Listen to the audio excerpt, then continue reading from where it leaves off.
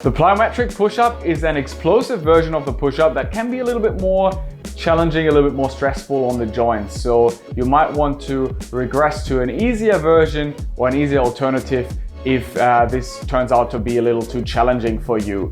The same rules apply here for the plyometric push-up that also apply for any normal push-up. We want to keep the chest in front of the shoulders as we go through the push-up, the fingers pointing up, not inwards, and the elbows not flat out all the way, but relatively close to the body. We want to start with the hands underneath the shoulders. We get onto our toes, we engage the glutes as well as the core, and as we lower ourselves down into the push-up, we have that slight forward motion where we come down between our hands with the chest. So the chest touches the ground in between the hands. Then from here, we're gonna drive up explosively so that the hands elevate off the ground. So it's all about creating that explosive energy to make sure that the hands come off the ground. You can even add a clap in between your push-ups if you want to, so you can drive up from here, clap once and drop back down. But that's what it's all about, consecutive efforts. So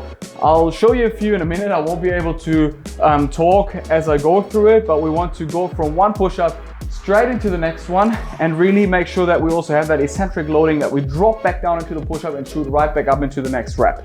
So consecutive efforts where it's possible. If you have to rest, then please do so. Make sure you control the movement at all times. So you control the position of your elbows especially, and you also control the position of your chest and shoulders. So you keep the chest in front of the shoulders if we look at it from the bottom, from the floor. So here are a few consecutive efforts for you.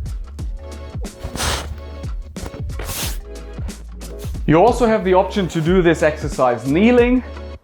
So you're just gonna get down onto the knees, ideally with the hips extended, otherwise possibly with the hips bent, where you're walking your hands in a little bit further towards you so that they are underneath the shoulders again. And then from here, we can get down into the bottom of the push-up, we push up, and we drop right back into it.